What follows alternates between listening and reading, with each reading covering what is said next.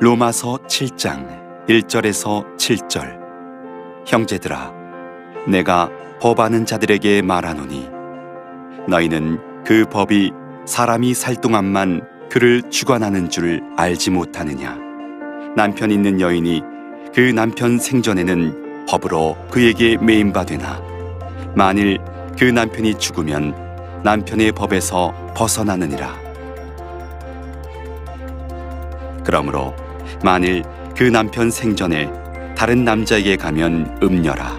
그러나 만일 남편이 죽으면 그 법에서 자유롭게 되나니 다른 남자에게 갈지라도 음녀가 되지 아니하느니라. 그러므로 내 형제들아, 너희도 그리스도의 몸으로 말미암아 율법에 대하여 죽임을 당하였으니 이는 다른 이 곧 죽은 자 가운데서 살아나신 이에게 가서 우리가 하나님을 위하여 열매를 맺게 하려 함이라.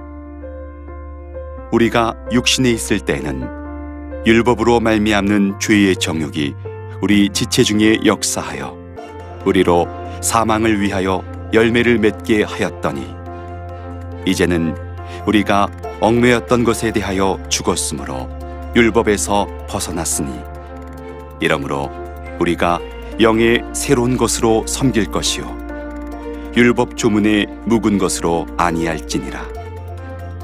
그런즉 우리가 무슨 말을 하리요? 율법이 죄냐? 그럴 수 없느니라.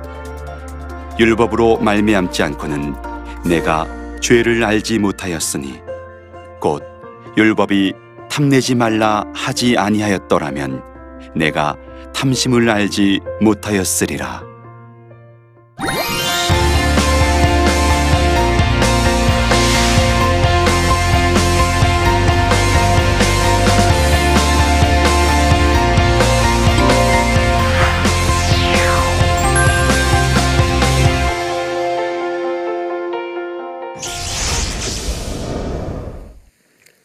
안녕하십니까. 3일째 송태근 목사입니다. 오늘은 이제 로마서 7장으로 들어가면서 남편과 율법, 율법과 남편이라는 주제로 여러분들과 나눠보죠.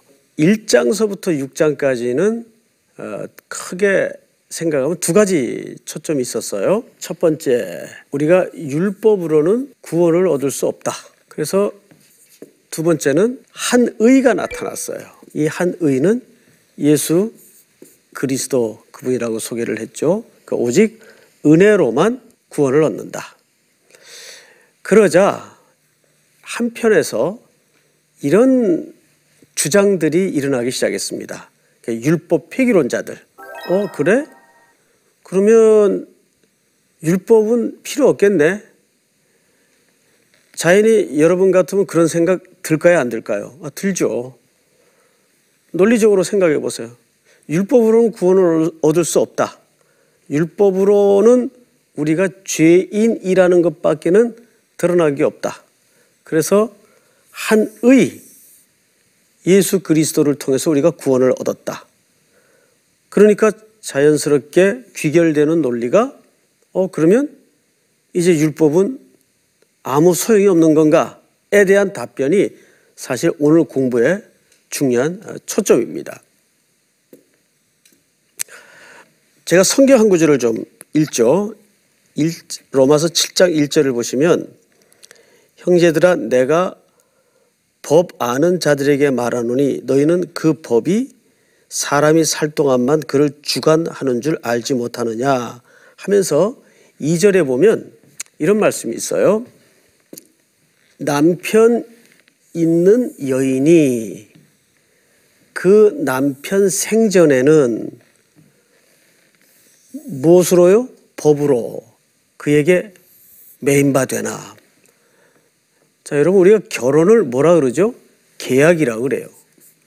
결혼은 사랑으로만 맺어지는 게 아니에요. 그래서 우리가 결혼 때 서약을 하죠. 그게 계약이란 뜻입니다. 영국 같은 데서는 결혼식의 주례자가 마지막에 모든 하객들에게 이런 얘기를 합니다. 이 결혼에 이의 있습니까? 라고 물어요. 이게 왜 그런가 하면 이 결혼 자체가 단순히 사랑하는 사람과 사랑하는 사람끼리의 맺음이 아니고 하나의 성스러운 계약의 사건이기 때문입니다. 그래서 계약엔 반드시 뭐가 따르죠? 의무와 책임이 따라요. 자, 그러면 남편이 있는 여인이 그 남편 생전에는 그래서 법으로 그에게 어떻게 돼요? 매인밭 되나 이렇게 표시를 하는 거예요. 근데 만약에 남편이 죽으면 남편의 법에서 벗어나느니라. 그러면 이제부터 그 여인은 뭘로부터 해방이 된 겁니까? 남편의 그 혹독한 고통으로부터 자유함이 된 거예요. 과거에 율법이라는 이 존재는 우리에게 그런 남편이었어요. 의무를 강요하고 권선징악에 해당하는 결과를 묻고 거기에 늘 매여 사는 거예요. 거기서 자유할 수 있는 길은 없을까요? 있어요. 내가 죽든지 율법이 죽든지 둘 중에 하나 죽으면 돼요. 그런데 예수님이 우리를 십자가에다가 자신과 함께 묶어서 죽으셨어요. 그리고 부활의 첫 열매가 되셔서 우리에게 뭘 줬죠? 새 생명을 준 거예요. 새로운 생명. 그래서 우리는 이제 이 율법으로부터 어떻게 된 존재입니까? 이제 바로 자유하게 된 존재예요. 그러니까 옛날 우리를 힘들게 하고 곤고하게 만들고, 이 곤고하다는 말 로마서에 자주 등장을 하는데, 이 곤고하다라는 말은 옛날 우리 어머님들은 빨래터에서 빨래방망이로 두들겨 가지고 그거를 아낙네들이 양쪽에서 잡아 비틀죠. 곤고라는 말이 양쪽에서 반대로 힘을 가한다 그 뜻이에요. 그게 로마서에서는 곤고하다 이런 표현을 쓰는 겁니다. 그 곤고한 삶에서 우리가 벗어나는 거예요. 율법이라는 남편으로부터. 그런데 의외로 우리 신앙인들 가운데는 크게 두 가지 프레임에서 벗어나질 못해요. 첫째가 뭐냐면 방금 말씀드린 율법주의입니다. 율법주의. 율법주의와 율법은 구분해서 생각을 해야 돼요. 율법은 소중한 것입니다. 그런데 주의로 나가면 즉 여기서부터 문제가 생기죠. 그리고 두 가지 중에 마지막 두 번째가 뭐냐? 권선징악의 프레임이 있어요. 권선징악의 프레임. 사실 욥기에도 보면 욥도 이 프레임에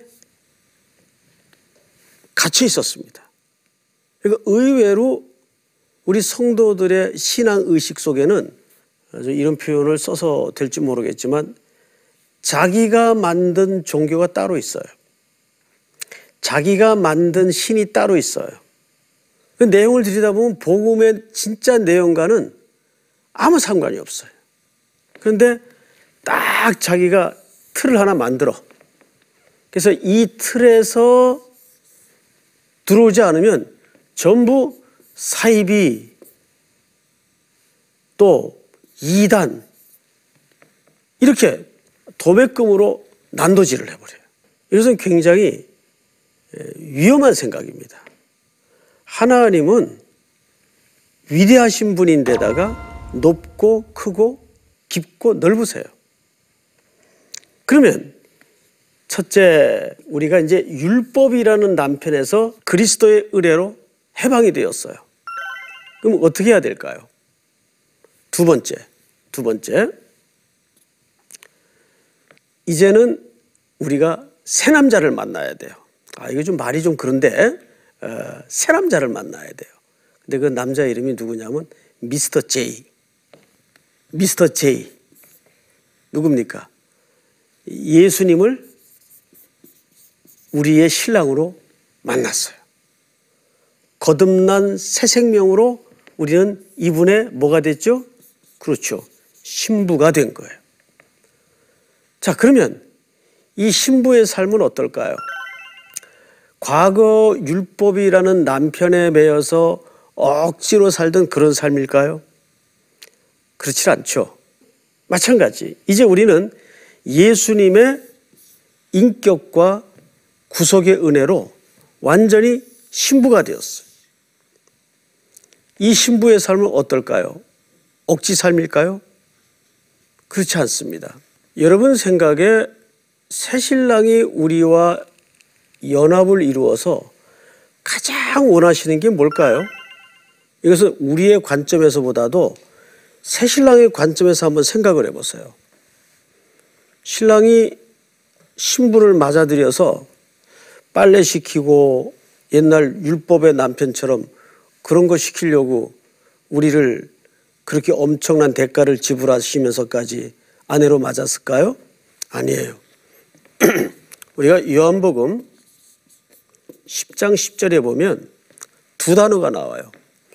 생명을 얻게 하고 그 생명을 더욱 풍성케 하기 위해서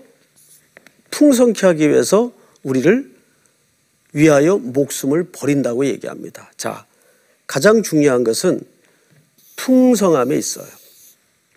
이미 우리는 그리스도의 죽음으로 생명을 얻었죠.